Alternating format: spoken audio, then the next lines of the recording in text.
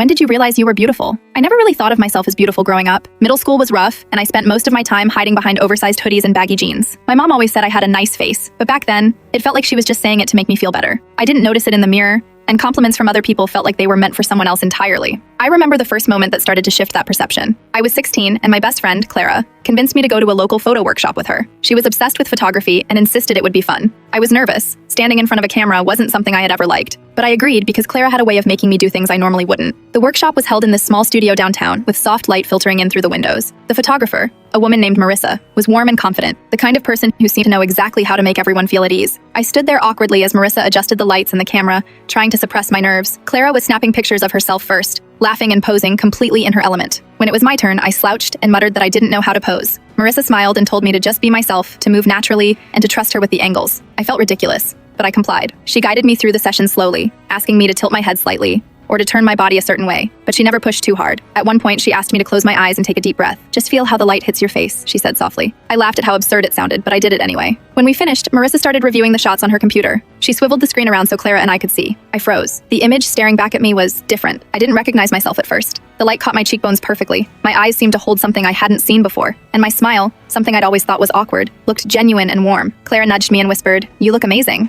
I shook my head, muttering that she was lying, but Marissa spoke up. "No, really," she said. "This is beautiful. That expression, it's completely you. Don't hide it." I laughed nervously, brushing it off, but I couldn't stop looking at the image. Something in me clicked. For the first time, I saw myself as someone who could be considered beautiful. Not because of a societal standard, not because anyone else said it, but because in that light, in that moment, I looked like myself, and that was enough. After the workshop, Claire and I walked back to our neighborhood, talking excitedly about the photos. I was quiet, thinking. The realization didn't hit me fully until a few weeks later, when Marissa sent the edited images. I stared at them for hours. Each photo was different, but every single one captured something in me I had never noticed before. A softness, a strength, a quiet confidence. It wasn't instant. I didn't suddenly stop feeling insecure or doubting myself in the mirror, but something had changed. Every time I looked at those pictures, I remembered how it felt to be seen without judgment, to be captured exactly as I was. That feeling stuck with me. Over the next few years, I slowly embraced it more. I started caring about how I presented myself, not because I wanted to impress anyone, but because I finally wanted to see myself as more than a shadow in oversized clothes. When someone complimented me, I didn't immediately brush it off. I started believing them, even if just a little. That workshop, that one day,